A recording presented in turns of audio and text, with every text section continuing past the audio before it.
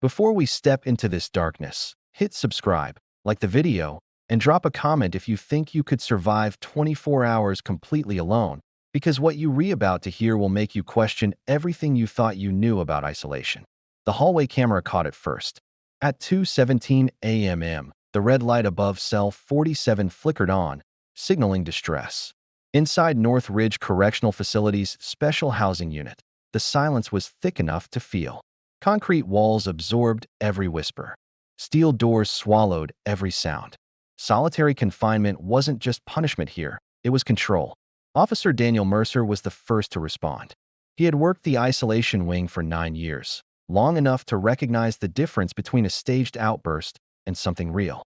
He walked past identical gray doors, each with a narrow slit of reinforced glass. Inside them, men sat alone with their thoughts for 23 hours a day. When Mercer stopped at cell 47, he saw inmate Caleb Vance standing unnaturally still in the middle of the room. Vance wasn't shouting. He wasn't banging on the door. He was staring directly into the camera, unblinking. Mercer radioed for backup. "He's not responding," he said quietly. Inside the cell, the overhead light hummed. The bed was untouched. The stainless steel toilet gleamed. On the concrete floor, etched with faint scratch marks from months of pacing, Vance had drawn something. A perfect circle, and inside it, a series of tally marks. 24. By the time the cell door opened, Vance had collapsed. Not from physical injury, from something else. That was the official report, anyway. But what happened inside cell 47 over the previous 24 hours would spark one of the most controversial investigations North Ridge had ever seen, and force experts to confront a question few wanted to answer. What does extreme isolation really do to the human mind? Caleb Vance had not always been silent. 3 years earlier, he was loud, defiant, and constantly testing limits. Arrested in connection with an armed robbery, he was convicted and sentenced to 15 years. In general population, he quickly gained a reputation for fighting and refusing orders. After a violent altercation, prison officials transferred him to solitary confinement. 1 cell, 1 bunk, 1 hour outside, alone, minimal human interaction. At first, Vance treated it like a battle of wills. He shouted through the door. He filed grievances. He scratched days into the wall. But isolation changes tempo. The first week, he paced constantly. The second week, he stopped requesting recreation. By the third week, guards noticed he was talking to himself. Dr. Elena Strauss, the facility's psychologist, documented the shift in her notes. Subject shows early signs of sensory deprivation effects. Reports difficulty sleeping. States he hears movement at night. Solitary confinement removes more than people. It removes mirrors, conversations, unpredictability. The brain, wired for stimulation, begins manufacturing its own. Time stretches. Minutes feel like hours. Hours blur into a shapeless fog. When Strauss met with Vance during his monthly evaluation, she found him thinner, quieter. "What do you think about during the day?" she asked. He smiled faintly. "Depends what day it is." "What does that mean?" "I'm not sure anymore." Prison administrators insisted solitary was necessary for safety. But what no one anticipated was that Vance's mental deterioration would not remain contained within concrete walls. 3 months into segregation, Vance began filing handwritten letters to the warden. They weren't pleas for release. They were observations. He described patterns in guard rotations, inconsistencies in meal delivery times, differences in the humming of ventilation ducts. He wrote about how the light flickered at the same interval every night, exactly 24 minutes apart. Most dismissed it as paranoia, until Officer Mercer read one line that made his stomach tighten. "I know when you're re-watching me, and I know when you're not." The camera in cell 47 had experienced brief outages, seconds at a time, nothing unusual. But Vance's notes matched those moments precisely. How? An internal review found no evidence of tampering, no communication devices, no outside contact. Still, Mercer felt unsettled. Isolation was supposed to weaken resistance. Instead, it seemed to be sharpening something. Then came the incident at 2:17 a.m. The 24 tally marks inside the circle were not random. Security logs confirmed that Vance had spent exactly 24 consecutive hours without speaking, eating, or lying down. He had remained standing. When medical staff revived him, he whispered a single sentence before losing consciousness again. It worked. Those two words ignited speculation. Worked how? Dr. Strauss pushed for a comprehensive psychological evaluation. She suspected acute dissociation, a break from reality triggered by prolonged isolation. But when Vance regained full awareness, he appeared disturbingly calm. I needed to see if the mind resets, he explained during a recorded interview. 24 hours. No movement. No thought. Just stillness. That's not how the brain functions, Strauss replied carefully. He leaned forward. You'd be surprised. Behind the scenes, another problem emerged. 2 days before the 2:17 a.m. event, another inmate in solitary, cell 52, had reported hearing rhythmic tapping through the walls. Not random banging. Structured tapping. Like a code. Prison blueprints showed thick concrete between cells. Communication should have been impossible. Yet 3 inmates described similar sounds over a 2-week period. When investigators reviewed audio recordings, they detected faint vibrations, too subtle for human ears without amplification. What was happening in the isolation wing? Was this mass delusion or something else entirely? Thanks for watching. Don't forget to like, subscribe, and hit that bell for more stories that explore the edges of our reality. 3 short taps. Pause. 2 taps. Pause. 4 taps. This was the rhythm echoing through the solitary wing of North Ridge Penitentiary. Was the inmate in cell 47, Vance, trying to communicate something? Or was it just noise, given meaning by minds starved of stimulus? The longer Vance spent in isolation, the stranger things became. Officer Daniel Mercer was the first to truly notice. He started keeping a log. Every time the light in cell 47 flickered.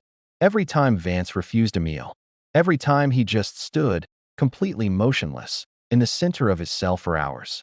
It was a ritual of stillness that was deeply unsettling. Then came the first incident.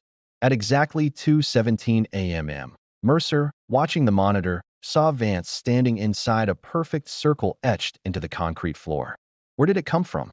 There were no tools, no way to mark the floor so precisely. When questioned, Vance was silent. He just stared. The prison administration was getting nervous. Advocacy groups were protesting the use of prolonged solitary confinement. The warden insisted it was a necessary measure for control. But inside, everyone felt the tension tightening. Dr. Strauss, the prison psychologist, warned them. Vance is showing signs of advanced isolation effects, she explained. Distorted time perception, obsessive pattern recognition. He's creating structure where there is none to replace human contact. A week later, it happened again. 2:17 a.m. Another circle, this one larger. No strange marks this time, just the shape. When Mercer confronted him, Vance didn't explain. Instead, he asked a question that burrowed into Mercer's mind. How long do you think you could go without hearing your own name? Mercer didn't have an answer, but the question haunted him. Solitary confinement wasn't just about being alone. It was about being erased. No greetings, no conversations, no one to remind you who you are. Your own identity starts to fray.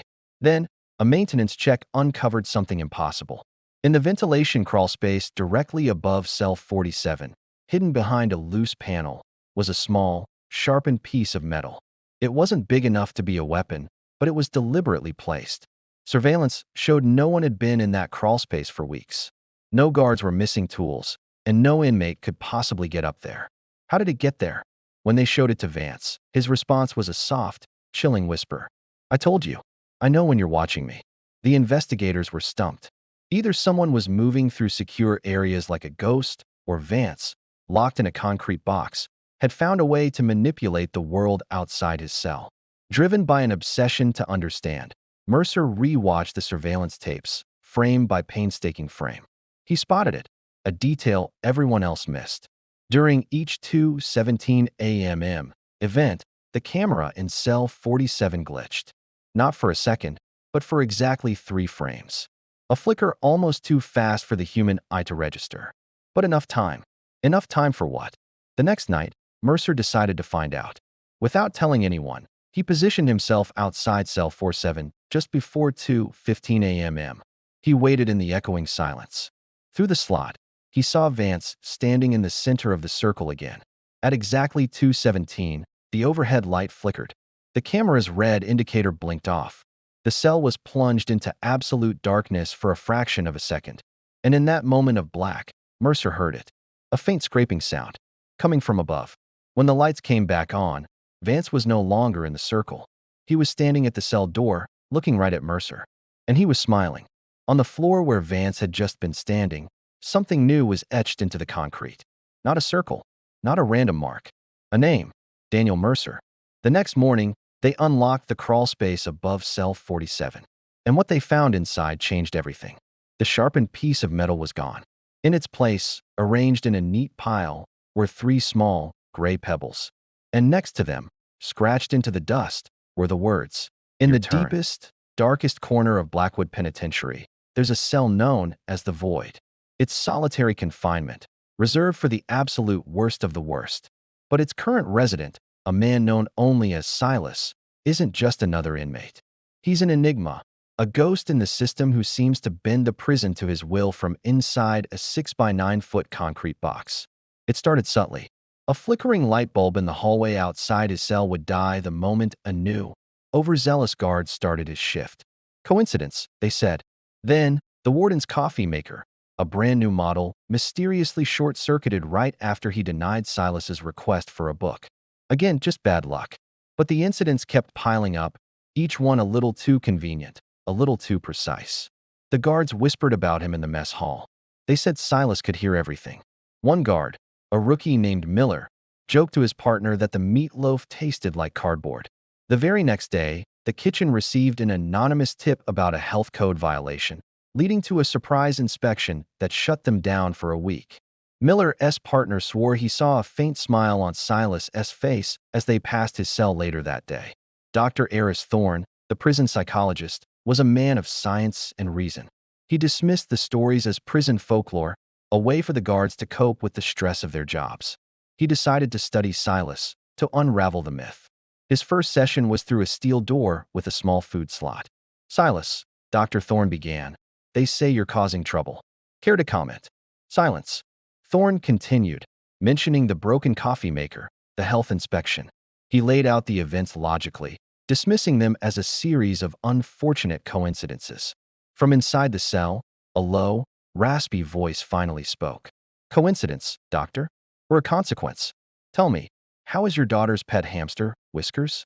The one with the squeaky wheel she's been complaining about?" Dr. Thorne froze. He had never mentioned his daughter, let alone her hamster, to anyone at the prison. His blood ran cold. How could he possibly know that? Thorne cut the session short, his hands trembling as he packed his notes. The next day, Thorne reviewed the surveillance footage from the hallway outside Silas's cell. For hours, Silas just sat on his cot, staring at the wall. But Thorne noticed something. Silas would tap his fingers, a rhythmic, almost imperceptible pattern. Thorne cross-referenced the taps with the prison's event logs. A tap-tap-pause pattern matched the exact time the plumbing on the 3rd floor burst. A long, drawn-out series of taps coincided with the main gate's electronic lock malfunctioning. It wasn't magic. It was information. Silas was a master of observation.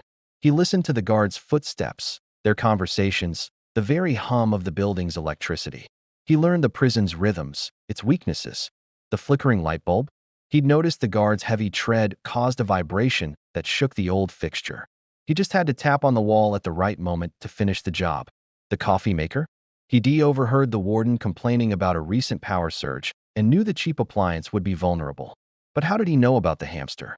Thorne kept digging, becoming obsessed. He found Silas's old file. Before Blackwood, Silas was a sound engineer, a genius in acoustics and signal processing. But there was another detail buried deep in a redacted report. Silas had a sister who worked as a data analyst for a major tech company, the same company that manufactured the smart home devices in Thorne's house. Thorne felt a chill crawl up his spine. Silas wasn't just listening to the prison. He had ears everywhere. His sister had likely helped him find a back door into Thorne's life. He wasn't manipulating the environment with supernatural powers. He was using hyper-awareness and a network of information that no one knew existed. He was playing a game of chess where he could see every move on the board, and everyone else was just a pawn. The last time Dr. Thorne went to see Silas, he didn't ask any questions. He just stood before the steel door. The silence was heavy. Finally, the raspy voice came from the other side. "You look tired, doctor. Have you been sleeping well? I hear a leaky faucet can be quite disruptive." Thorne turned and walked away, never looking back. Some mysteries, he realized, are better left unsolved. The void had its king, and all the science in the world couldn't dethrone him. What do you think? Was Silas a genius, or something more? Let me know your theories in the comments below. And if you enjoyed this story, be sure to like and subscribe for more tales from the shadows. Thanks for watching. Dr. Strauss began reviewing Vance's psychological profile from the beginning. Before prison, Caleb Vance had been an engineering student. Dropped out in his third year. Specialized in structural systems, ventilation, load distribution, patterns. Isolation had stripped him of social contact, but it had left his cognitive abilities intact, perhaps sharpened them. When the brain is deprived of external stimulation, Strauss explained during an emergency meeting, it amplifies internal processes, memory, analysis, pattern recognition. In some individuals, it becomes hyper-focused. You're telling me we created this? The warden asked. I'm saying prolonged isolation can rewire perception. That night, Mercer did something against protocol. He spoke to Vance off record. No camera, no recorder, just the steel door between them. Why my name? Mercer asked. Silence for a moment. Then Vance's voice, calm as ever. Because you're the only one who noticed. Noticed what? That this isn't about escape. Mercer felt a chill. Then what is it about? Control, Vance said. You think you control isolation. But isolation is an environment. Environments can be studied, mapped, influenced. You're in a locked cell. Yes, Vance replied. And yet here we are. Mercer stepped back from the door. He hated that the statement felt true. The following afternoon, an incident report from cell 52 escalated everything. The inmate inside, Marcus Hale, was found sitting in the center of his cell, tracing a circle on the floor with his finger. When questioned, Hale claimed he heard instructions. From where? The walls, he whispered. Medical staff evaluated Hale and found no prior history of psychosis. He had been in solitary for only 9 days. 9. Not enough time for severe deprivation effects, at least not typically, unless something accelerated it. Strauss now faced a possibility she didn't want to consider. What if Vance wasn't communicating physically? What if the pattern, the tapping, the circles, was psychological contagion? Humans are wired to find meaning. In silence, the smallest stimulus becomes amplified. One inmate hears tapping. Another hears it too. Soon, they assign structure to it. 324. A code. But code for what? Mercer couldn't shake the feeling that something more tangible was happening. He requested access to maintenance blueprints again, this time overlaying electrical wiring with ventilation schematics. That's when he saw it. A thin conduit line running parallel to the solitary wing, installed during a renovation 5 years earlier. It carried low-voltage wiring for an abandoned monitoring system that was never fully activated. At 2:17 a.m., according to archived engineering logs, that system performed a self-check. A 3-frame data ping, invisible to most, but not to someone counting seconds in silence.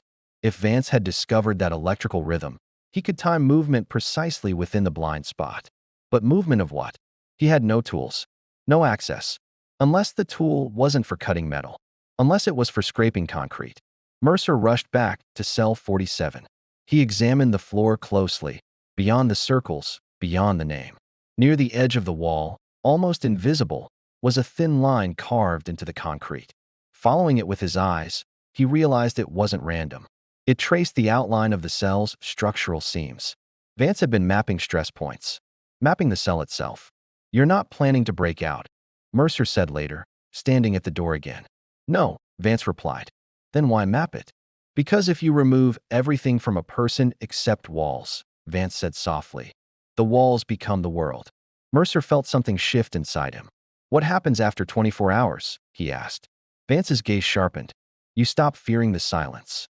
And then you start hearing what other people miss. At 2:17 a.m. that night, the lights flickered again. But this time, Mercer wasn't watching from the hallway. He was inside the control room. He saw the glitch in real time. 3 frames. When the feed resumed, Vance wasn't in the center of the cell. He was lying on the bunk. Still, perfectly still. Medical staff were dispatched immediately. When they entered cell 47, they found no visible injuries. No struggle. Just Vance, breathing slowly, eyes closed. And on the wall above his bed, scratched faintly into the paint, were 4 words, "It's not just me." In the solitary wing, 3 other inmates began tracing circles on their floors that same morning. None of them had spoken to Vance. None had contact. Yet the pattern was spreading. As administrators scrambled to explain the phenomenon, Dr. Strauss reviewed security footage one more time. She wasn't looking at Vance. She was looking at the guards. Every night at 2:17 a.m., during the 3-frame glitch, the control room monitors displayed a brief synchronization flicker. Barely noticeable, but enough to create a subconscious rhythm. A rhythm that everyone in the wing experienced, even if they didn't realize it. An environmental pulse. Predictable. Repetitive. Isolation hadn't just affected the inmates. It had conditioned the entire unit. And when Strauss opened the final page of the notebook again, she noticed a line she had overlooked before. Once the pattern is shared, the isolation ends. She felt her breath catch. Because at that exact moment, an emergency call came from the control room. Every camera in the solitary wing had gone dark. Not for 3 frames. For 10 full seconds. And when the screens flickered back on, every inmate in isolation, every single one, was standing motionless in the center of the circle. The screens didn't just flicker back on. They snapped to life, bathing the control room in a cold, digital glow. For 10 long, suffocating seconds after the blackout ended, nobody spoke. Every solitary cell in the North Ridge isolation wing was visible again. And in every single one, an inmate stood perfectly still in the center of a hand-drawn circle. Not pacing, not shouting, not even looking confused. Just standing, facing forward, like they had been placed there. The odds of this happening by coincidence were 0. Roll it back, the warden barked, his voice cutting through the thick silence. Technicians frantically rewound the footage to 2:16 and 58 seconds a.m. The monitors showed the inmates in their usual states. One was lying on his bunk. Another sat against a wall. A third was pacing like a caged animal. In cell 47, Caleb Vance was seated cross-legged on the floor, his back against the wall, perfectly still. Then, at exactly 2:17 a.m., the screens went black. 10 seconds of pure darkness. At 2 hours 17 minutes and 10 seconds, the image returned. All of them, every single inmate, now standing inside a circle. The silence in the control room suddenly felt heavier than the concrete walls around them. No alarms had triggered. No doors had been opened. No guards had entered the wing. Did someone access the internal comms? Warden Mercer asked, his voice strained. A technician shook his head. No outgoing or incoming messages, sir. No intercom activation. Dr. Eris Strauss, the prison psychiatrist, stared at the screens, her heart pounding against her ribs. This wasn't about escape. It wasn't even about physical manipulation. This was synchronization on a level she'd never seen. She turned slowly to face the warden. We need to speak to Vance. Now, inside cell 47, Caleb Vance remained standing, hands at his sides, his expression completely neutral. Mercer and Strauss approached his cell together. For the first time since this whole thing began, Mercer felt something dangerously close to fear. It wasn't a fear of violence, but of an influence he couldn't comprehend. How did you coordinate that? Mercer demanded through the reinforced glass. Vance blinked once, slowly. Coordinate what? He asked, his voice calm. All of them. Mercer snapped, gesturing vaguely towards the other cells. Standing in circles. Vance tilted his head just slightly. You think I spoke to them? You didn't have to, Strauss said quietly, her voice cutting through Mercer's anger. Vance's eyes flicked to her, a flicker of curiosity in them. You introduced a pattern, she continued. The tapping, the timing, the 2:17 rhythm, the circles. Humans crave structure, especially in sensory deprivation. Once one person assigns meaning to a random event, others will follow, even without direct contact. A faint smile touched Vance's lips. You removed all stimulation, he said. The brain compensates. It creates its own anchors. I simply offered one. You offered a ritual, Mercer said, his voice laced with accusation. Ritual is a strong word, Vance replied coolly. I offered predictability. The warden immediately ordered medical evaluations for every inmate in the isolation wing. The results came back within hours, and they were chilling. Elevated cortisol levels, disrupted sleep cycles, and most importantly, increased suggestibility markers. The extreme isolation had primed their minds, making them fertile ground. Vance had triggered them, not through speech, not through violence, but through the environment itself. He had identified a recurring, shared disruption. The momentary power flicker at 2:17 a.m. every night, and he turned it into a subconscious cue. A moment of shared expectation. A tiny fracture in the soul-crushing monotony of solitary. And then, he attached meaning to it. 3 taps. 2 taps. 4 taps. A simple pattern. Observed through the walls. Felt through the floor. Internalized. The mind in isolation becomes hypersensitive to any stimulus. When multiple isolated minds experience the same anomaly at the exact same time, it becomes a communal event, even without a single word exchanged. You turn solitary confinement into a network, Strauss said, a sense of awe and terror in her voice. Vance didn't answer. He didn't need to. Within 24 hours, news of the blackout leaked. Mass behavioral incident in isolation wing. One headline screamed. Speculation ran wild. A control system failure, a coordinated protest, a psychological experiment gone horribly wrong. The Department of Corrections launched an emergency review, and the warden's authority was suddenly hanging by a thread. But inside North Ridge, the real crisis was much quieter. Officer Mercer hadn't slept in 2 days. He just kept replaying Vance's words in his head, the terrifying simplicity of it all echoing in the silence. Thanks for watching. If you found this story as chilling as I did, make sure to follow for more. Once the pattern is shared, the isolation ends.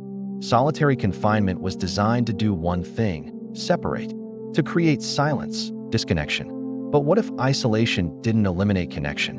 What if it just distorted it? Dr. Strauss requested one final, extended interview with the inmate, Vance. This time, with full recording and monitoring. If they were going to understand what happened, they needed him to explain it.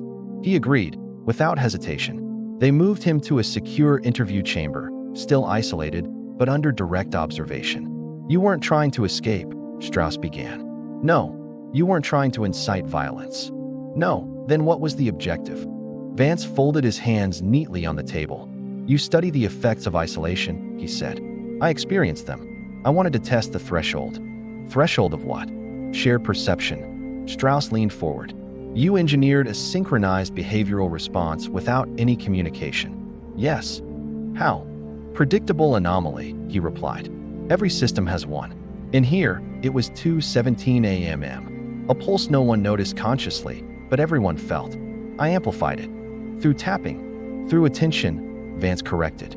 Watching from behind reinforced glass, Officer Mercer felt a knot tighten in his chest. You knew others would follow, Strauss said. I knew their minds would look for structure, Vance replied. Isolation doesn't erase social instinct. It magnifies it. And the circles? A symbol, Vance said simply. Closed. Complete. Shared. Strauss paused. You understand what this means, she said carefully. If a single inmate can influence others without contact, solitary isn't containment. It's amplification. Vance's gaze sharpened. Yes. The department's review team arrived 2 days later. They combed through everything: footage, logs, electrical records. Their conclusion stunned the administration. There was no breach, no external communication. The blackout at 2:17 a.m. had been caused by a simple firmware timing fault in a monitoring relay, a harmless glitch. But in the environment of extreme isolation, harmless wasn't neutral. It was stimulus. In plain terms, isolation didn't just punish. It reshaped cognition. And under the right conditions, it connected minds in unexpected ways. The solitary wing was temporarily shut down. The 2:17 pulse was eliminated. For weeks, nothing happened. No tapping, no circles. The crisis appeared contained. Then, 3 months later, Officer Mercer received an envelope in his locker. No return address. Inside was a single sheet of paper. A circle, drawn in graphite. Inside it, one set of tally marks. 24. Mercer's pulse quickened. Vance had no access to writing materials. He rushed to solitary. Cell 47 was quiet. Mercer held up the paper through the viewing window. Vance looked at it, and then he smiled. Not triumphantly, just knowingly. How? Mercer whispered. Vance stood slowly and approached the door. Officer, he said calmly. You counted 2. Mercer froze. What? You stood outside my cell at 2:17, Vance continued. You anticipated the flicker. You listened for tapping. You traced the seams. You mapped the environment. A cold realization washed over him. He had synchronized. not as an inmate, but as a participant. Isolation hadn't only affected those inside the cells, it had drawn in those who observed them. Dr. Strauss later confirmed what Mercer couldn't admit. The brain mirrors patterns, she explained. You were immersed in the same rhythm, same anomaly, same anticipation. I wasn't isolated, Mercer argued weakly. You were, she replied. Every night. Watching. Waiting.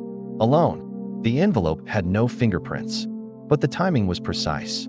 Delivered at exactly 2:17 p.m., 24 hours after Mercer's latest overnight shift. Caleb Vance was eventually transferred. He never again displayed coordinated behavior. But the incident became a famous case study, the 2:17 event. Officer Mercer requested reassignment. On his last day, as he turned to leave the empty solitary wing, the overhead lights dimmed briefly. His heart skipped. He found himself counting. 1, 2, 3. He stopped, forced a breath, and walked out. Years later, Dr. Strauss presented the final slide of her lecture. A simple image, a circle. Inside it, 24 tally marks. She addressed the room quietly. Isolation doesn't just remove connection, she said. It transforms it. Back in the renovated solitary wing, new cameras hum steadily. Glitches eliminated. But some officers still swear that, at exactly 2:17 a.m., the air feels heavier, as if something is waiting. In the archived evidence locker rests the original notebook from cell 47. On the final page, a sentence was written so faintly it was almost missed. It reads, "Control the rhythm, and you control the room." They thought the experiment ended when the lights stabilized. They thought the silence returned. But silence isn't empty. It's listening. And if this story got under your skin, if it made you question what happens when the lights flicker and no one speaks, you already understand why the next one will hit even harder. Make sure you're subscribed, because some patterns don't stay buried for long.